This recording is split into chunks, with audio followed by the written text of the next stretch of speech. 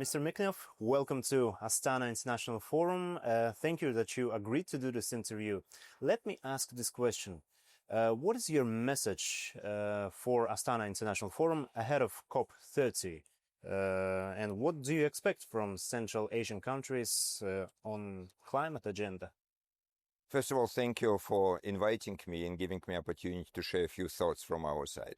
I think Astana International Forum already got a reputation of the international gathering where world leaders and regional leaders put ahead really the most important priorities and challenges.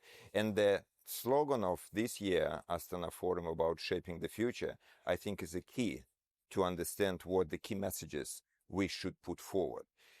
In preparation for the COP30, it's again here in the Astana Forum, the climate agenda was highlighted as the highest priority. I think for me, it's important to see that it's not anymore recognition that climate is the issue. We passed this stage. I think we need to talk about climate actions and how these actions could be done by various countries. So it's not efforts in one country. So one of the main messages I think could be here, and there will be also a session I'll be participating, is what needs to be done to really make climate actions, to make the efforts to address the climate agenda.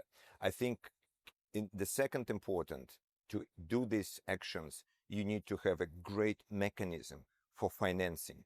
It's not only country financing, but the private sector financing. But in order for the private sector investment, you need to ensure there is a mechanism to attract this investment. So I think this is the conversation about how to ensure, how to greening finance for climate. That would be the main topic I would like to address. Talking about finance, in March of this year, a World Bank launched $4.8 million to the Kazakhstan's carbon market.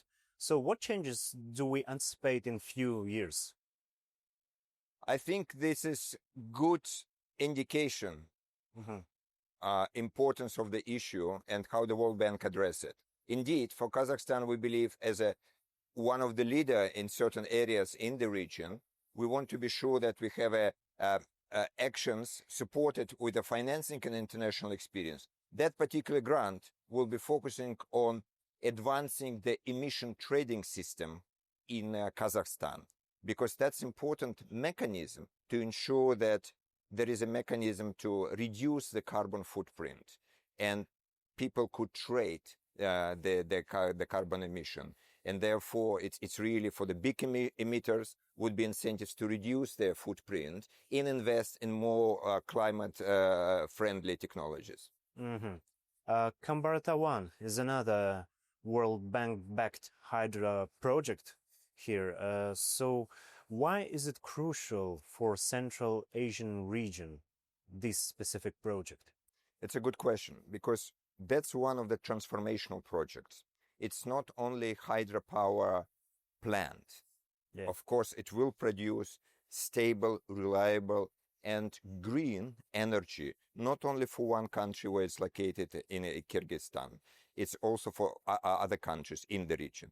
But in addition to that, what is also important, it's about a water project. It was allow to much more efficient use of scarce water resources. And I think Kazakhstan, Uzbekistan particularly, will be, together with Kyrgyzstan, would be the main beneficiary of this great initiative. I know you don't have much time. I've got one last question, if you don't mind. Your new One Health initiative, it covers the region. How much funding will Kazakhstan receive, and why will it matter for people on the ground? This is a regional initiative. At the first phase, which was just approved by the board of directors of the World Bank, the first two countries to go there will be Kyrgyz Republic and Tajikistan. I think in the second stage, the Kazakhstan will come also to this regards. We are using the combination of lending resources and grant for this initiative, because health issue, animal health, human health, and an environmental impact, the challenges, they don't have borders. As we saw in the pandemic, for instance, COVID pandemic, doesn't matter where it starts or where it's going, all countries are affected. So we believe through One Health initiative, we create a good system in Central Asia, regardless of the country, which could help prevent further zoonotic diseases and spread of that and prepare for the future pandemic. So we expect Kazakhstan, Uzbekistan and Turkmenistan will join the second phase of this project and really showing the way to other countries across Central Asia and beyond how this issue could be addressed. What you're doing is extremely important for our country, for the region itself. So thank you very much for your job and for this interview. It was a pleasure to talk to you. Thank you for having me. Thank you.